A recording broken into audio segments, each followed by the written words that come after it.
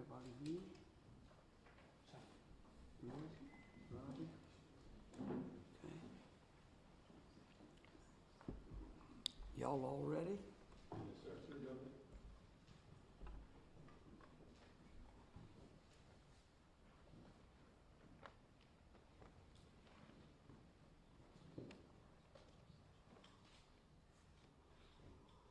All right, well, good afternoon. First of all, I want to thank the President, President Trump, Administrator or Director Lee Zeldin over at EPA, Scott Mason, who is the Region 6 Administrator. I want to thank all the folks at the Louisiana Department of Environmental Quality, the Louisiana State Police, the Tangipahoa Sheriff's Office, the Parish OHSEP, their emergency office, the National Weather Service, and all of the state and local and federal agencies that have helped us. You know, it is because of that collective bunch that I just spoke about that this response that we can report there has been no injuries. And the great thing about it, even better than that, there's been no deaths. I'm here to report to you all that EPA has taken over as the lead agency responding to the fire over at Smitty Supply. EPA's top priorities are containing hazardous materials that may still be on site and recovering any unburned materials from the facility, nearby ditches, ponds, or anything that has gone into the Tangipahoa River. You know, it's important to recognize that this is not just simply an environmental issue, but this disaster affects the lives of all of the great people who worked at that facility and lived in that region. Certainly this is going to impact the town of Roseland. So I speak to them first, then to the parish, and then to the citizens of the state. It's important to recognize that Smitty's facility basically provided products that allow all of us to enjoy the quality of life that we have, not only in this country, but in this world. The products that were shipped out of that facility helped to make all of the engines and machinery and things that we use on a daily basis work. That's how important that facility is. So facilities like that around this country are absolutely vital and important. It's also important to know that all of the agencies that stand behind me are here and working hand in hand to provide the public with both answers and to solutions as we work through this disaster. EPA has deployed an on-scene coordinator and a technical assistance team, which they call START, and they have been just unbelievable.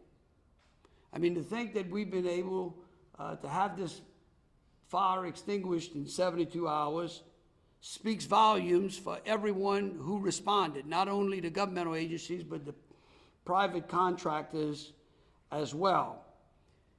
And EPA and DEQ's response has been from the beginning, making sure that air monitoring and the oversight of the extinguishment of that fire and containment began immediately.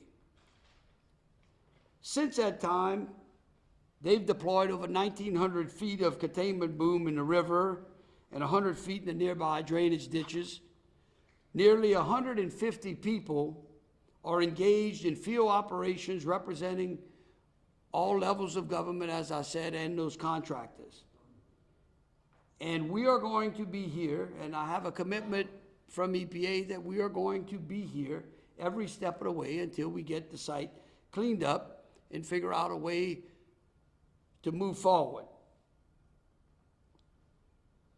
We also know, as I said earlier, that jobs have been displaced and livelihoods upended. I'm hoping that the kids can go back to school tomorrow. The parish president will talk about that as well. Maybe those children might not want to go to school tomorrow, but certainly we're hoping that we can open that school. And it's also amazing to think that starting on Friday, there were 850 people who had to be evacuated, and today there are only 7 homes that can't be accessed. So again, I cannot say how proud I am of that response. I got to tell you, the parish president here, Robert's going to speak in just a minute, but he has done an unbelievable job. I've been able to watch his press conferences, and I think that he and the sheriff and everyone here at the parish have just done an unbelievable job. I hope that you know that the nation was watching, and they can watch and say that they hope that their communities could respond to something like this as quickly and as effectively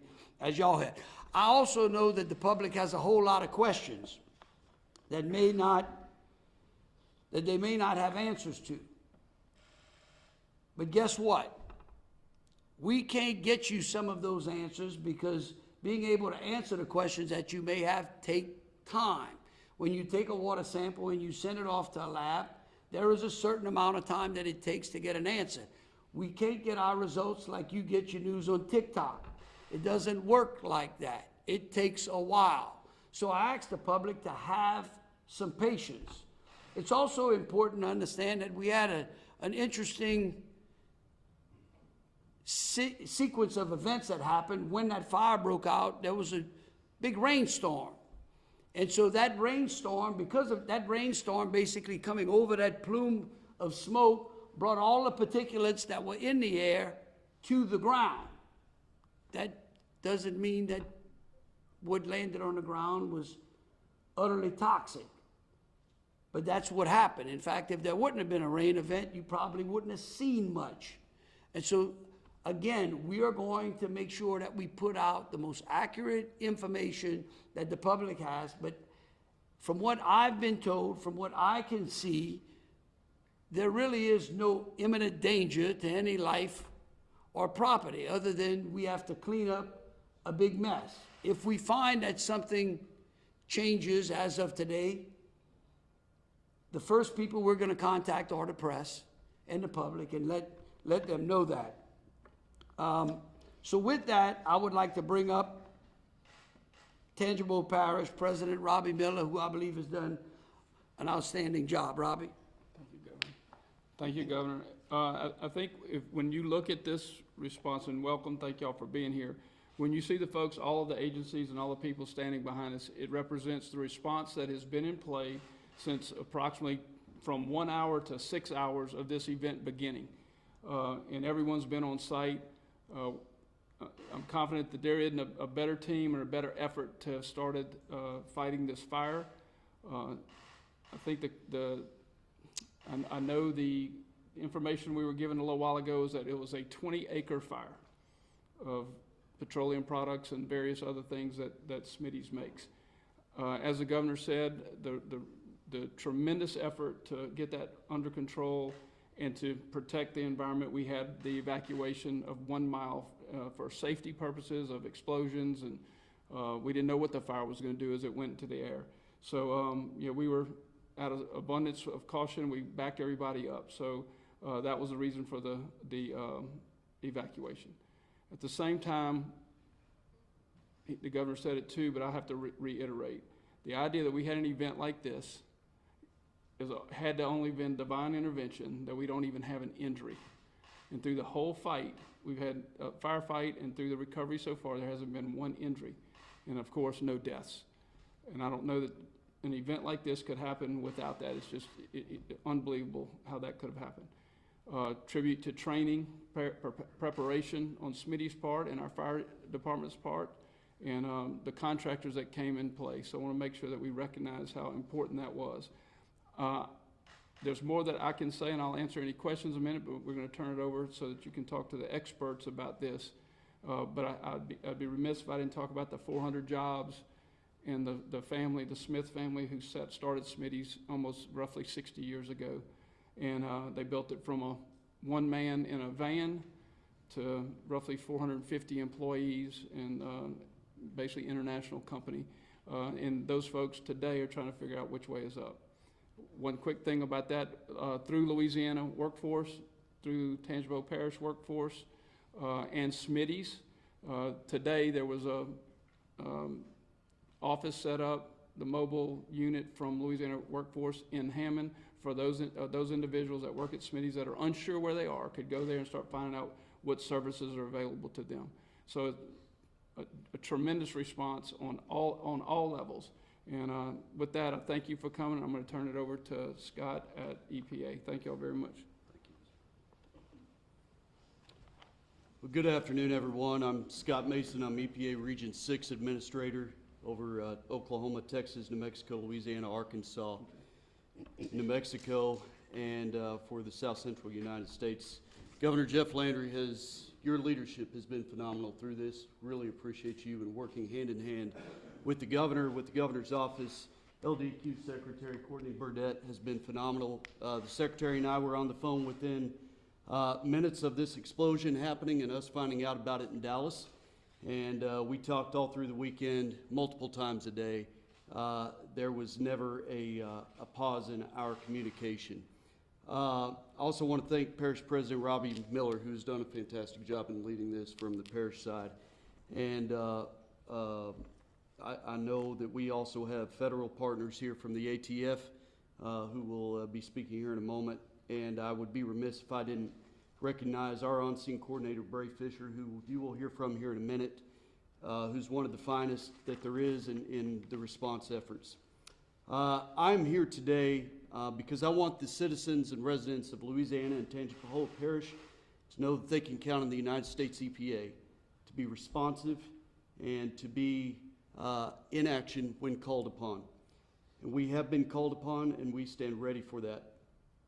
You know, you can't fully understand something until you are physically seeing it. So it was very important for me to get down here as quickly as possible, which is why I'm with you all here today and have been here on the ground all day. On August, I also just want to mention too, it is absolutely what the governor and the parish president said. It is by the grace of God that there was no loss of life and no injuries. So I think we need to recognize that. This has been an unprecedented and coordinated response. From the minute the U.S. EPA found out about it, we deployed immediately on-scene coordinators and our START response team contractors. They were here within a matter of a couple of hours. And we have been on the scene, and as of yesterday, we took over as the primary response agency. On August 22nd, the EPA was notified by the Louisiana State Police of an explosion and fire at the Smitty Supply Inc. Facility in Roseland, Louisiana. While the cause of the explosion is currently unknown, multiple above-ground storage tanks as well as multiple drums and cylinders were involved in that fire. To keep nearby members of the public safe, an evacuation was ordered for anyone within a 1-mile radius of that facility. EPA staff arrived, as I mentioned, on scene the same day within a couple of hours and began assisting in the Unified Command with other Louisiana state partners and our local agencies. They conducted community air monitoring and documented the facility's efforts to secure the release. EPA's Airborne Spectral Photometric Environmental Collection Technology, otherwise known as our Aspect aircraft, was also activated to perform wide-area air screening immediately to support the on-the-ground monitoring efforts that were taking place. The sampling results indicated that the air held no danger to human health, and it continues to hold no danger to human health. On August 24th, EPA began the transition, as I mentioned, to assume operations as the lead on-scene agency coordinating the response. EPA will contain any remaining on-site hazardous materials and recover unburned material from the facility in ditches, ponds, and the Tangipahoa River. The recovered materials will be transported and disposed of at an EPA-approved facility. Operations are continuing around the clock, with more staff heading to the response location. We'll continue to conduct air monitoring and work to complete all aspects of the cleanup. EPA is also aware of materials that have flown into open waterways, and we are actively performing containment operations to reduce and remove recoverable amounts of material. EPA makes these recoveries of materials via vacuum truck with the materials stored in a frac tank for safe disposal at an EPA-approved facility. We will coordinate continue to coordinate, I should say, with the Louisiana Department of Environmental Quality, the Louisiana State Police, Tangipahoa Parish Sheriff's Office, the National Weather Service, the Governor's Office, and the Governor's Office of Homeland Security and Emergency Preparedness, and the Tangipahoa Parish Office of Homeland Security and Emergency Preparedness, and members of the public in order to keep everyone informed and safe. And again, I cannot underscore the cooperation between state and federal in this response. It is something that the folks of Louisiana should be and can be proud of. Thank you, and I'll turn it over to Bray Fisher now. Good afternoon, everyone. My name is Bray Fisher. I'm the Federal On-Scene Coordinator. I'm with EPA for this response. And so I just wanted to touch on a couple key points of a little extra detail. So we are aware that everybody is really wanting those sample results. We have gotten some of the sample results back, and they are undergoing quality review. And the sample results we have gotten back, we are using those preliminary results to make informed decisions about our operations as we move forward. The fire currently is 98% contained, and we have taken the 1 mile evacuation zone, and it has now been shrunk into just the immediate area around the facility.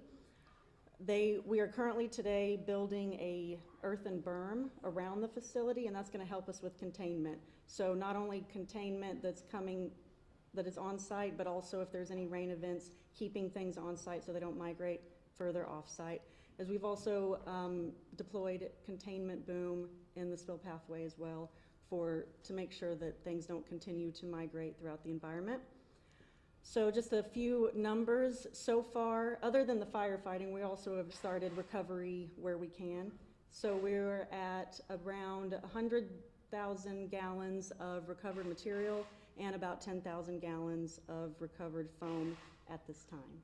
So I will turn it over to Louisiana Department of Air Quality. Thank you. Good afternoon. I'm Courtney Burdette. I'm the Secretary of the Louisiana Department of Environmental Quality. I'm here to report that DEQ has been actively monitoring the air quality since the inception of this event, along with EPA. We have deployed our mobile air monitoring laboratory, which we call our MAML. It's currently located on Highway 51, immediately adjacent to the site, about 2/10 of a mile away from the site of the incident. The MAML is currently providing real-time air monitoring data, which is available for public viewing on our LDEQ website. At this time, the air monitoring data from our monitors is showing results that are below actionable levels, and we will continue to monitor air quality in the impacted area.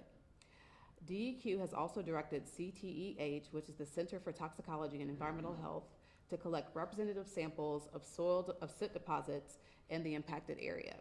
The results of the samples will be shared as they become available. DEQ is committed to working with the Unified Command to ensure that we disseminate information to the public as quickly as we can. The health and safety of our citizens and the community remains our highest priority, and we would like to thank our federal, state, and local partners, the Parish President, EPA, for working with us so closely since the beginning of this event, and we will make sure that DEQ is here until the very end. Thank you. Thank you, Courtney. I told you you could do it.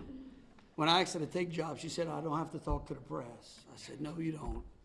Well, I didn't know we had this incident. Well, look, a couple of things as we close up. We'll take some questions. I also want to recognize that the State Fire Marshal and ATF are here. They are going to begin an investigation so that we can get an answer as to what the cause of that fire was. Again, let me just again say to the people of this state, we have seen, unfortunately now, twice, major events, well, more than that, maybe 2 or 3 times now, major events that have affected this state, beginning with the terrorist attack that happened on New Year's Day. And at each one of those times when we were tried, I want to tell you that the federal government has helped us. The agencies have worked seamlessly with our state agencies and with our local agencies, and I think that speaks volumes, and I want to tell them thank you. I want to also say thank you to all the first responders who have been working around the clock since the beginning of this event on Friday. Without those folks, we don't get the success that we stand here today and talk about. The fact, again, as Scott mentioned, that we have no injuries and no one lost his life is really not only contributable to an act of God having some mercy on us, but the consistent professional efforts that our agencies seem to exhibit again and again. And so with that, I'm happy to answer any questions that y'all may have. Everyone can get a question as long as it's on topic. Yeah. Okay, go. Governor, can we tell people right now, is the water safe to drink? And this is also a question for the DEQ and the EPA. Records have shown that the company has been in violation of the Clean Water Act and also had several spills. Was there an issue or was there a problem in trying to get them to comply? Because apparently there were many violations for 12 quarters. Why didn't any sanctions or any corrective actions were taken? Well, let me break that up into a couple of things. Is the water safe to drink? Well, are you talking about like out the ditch or out the river or just out of your faucet? Tap water, sir. Yeah, I don't know that we've got any tap water issues at this time. I know my mom told me never to drink out the ditch either, so I wouldn't advise anybody to do that, whether we've got a problem here or not. And the second part of it was, That would be a question for the DEQ and the EPA. it happened to do with past violations or whatnot. Look, here's what I would say. Why don't we get through the response and cleanup phase and try to figure out what exactly caused the fire before we go diving into whether or not some violation that Smitty's may or may not have happened, whether it's been adjudicated or not. But certainly, if here's what I'll submit to you: if we find that there is a violation that occurred in the past that contributed to what we see today, we're going to make sure that y'all know about it, and we'll take that prop action. How about that? That's fair. Let's stay on topic right here. Okay. Yeah, so I want to get the timeline straight. So I spoke to a resident who said they were told to evacuate and then the explosion happened. Were there multiple explosions? Was there like a fire and then an explosion happened? I'd love some clarity. I wasn't here. Robbie was. I want to make one clarifying statement that was made. We have 59, well, earlier today, this morning, there were 5,900 feet of boom put in the river in 14 locations. Fast moving, a lot of information changes on the hour. So I understand that we can accidentally put out some bad information. And 5,900 was, like I said, about 10 o'clock this morning.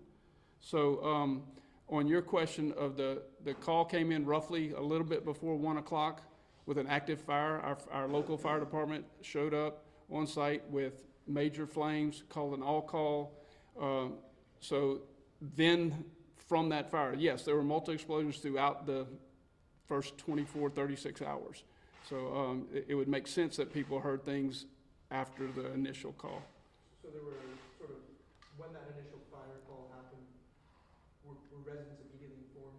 As far as I know, yes, sir. Well, I think once, it might have taken 20 or 30 minutes to realize how big this was going to get, or potentially going to get. If you see these pictures, if you've been watching them, it happened very quickly.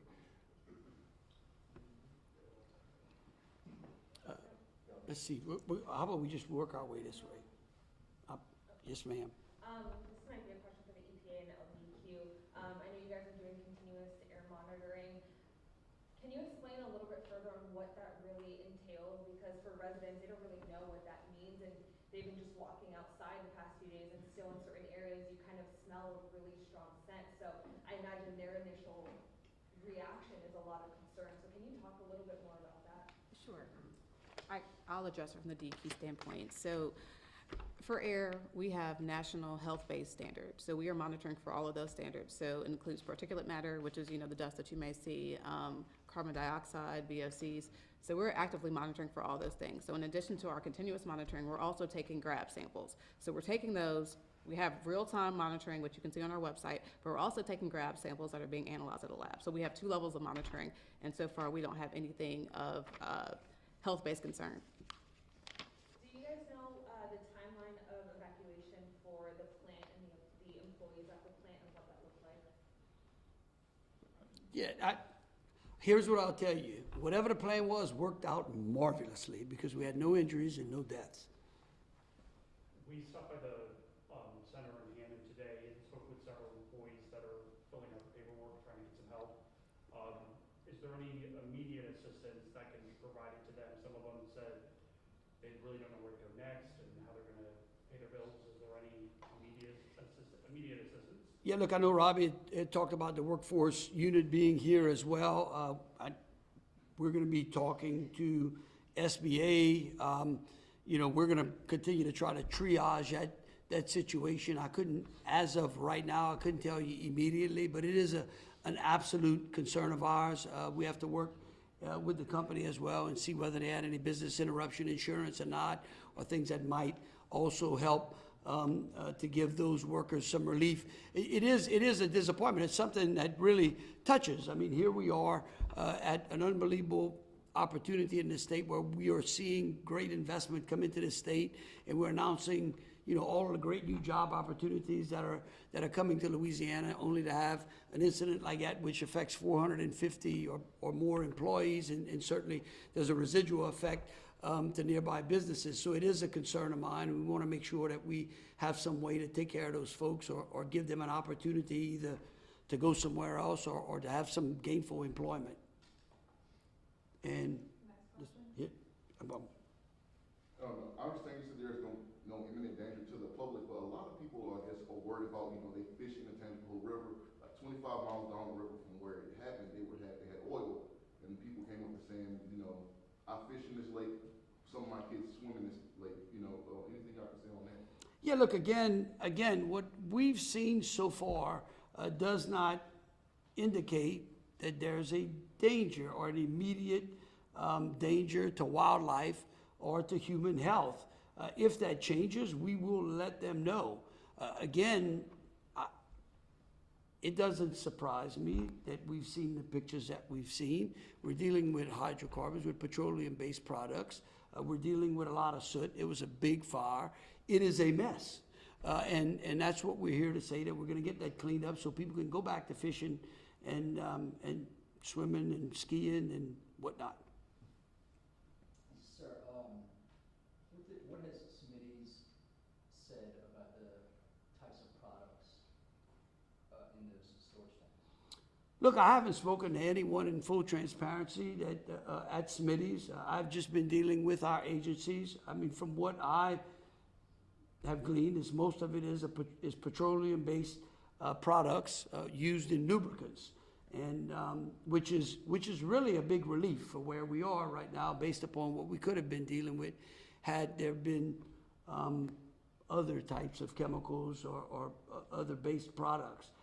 So again, I think that while this is certainly a tragedy, it is a relief that we're dealing with these types of products and maybe not others, and we haven't lost any life and no one has been injured. And so again, I will tell you, we'll continue to update our social media. I want to again thank EPA and ATF and our federal partners that have been here, and a big shout out to our first responders and the firefighters who worked on this, and I do appreciate your time. Thank you. Is there any assistance for residents who are now working to get all of this oil and soot off of their properties, or where can they go for help if, you know, now they're cleaning all of their properties?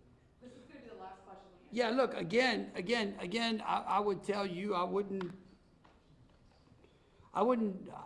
begin that cleaning process if you couldn't, until we finalize the sampling. But certainly if the sampling continues to look like it is now, then they shouldn't have a problem. Just go and wash your car at the car wash. You know, we don't see anything that puts the public in immediate health concerns. If that changes, we will let you know. We'd rather be right than to put out bad information, but I can promise you these folks are working as fast as they can. Thank you.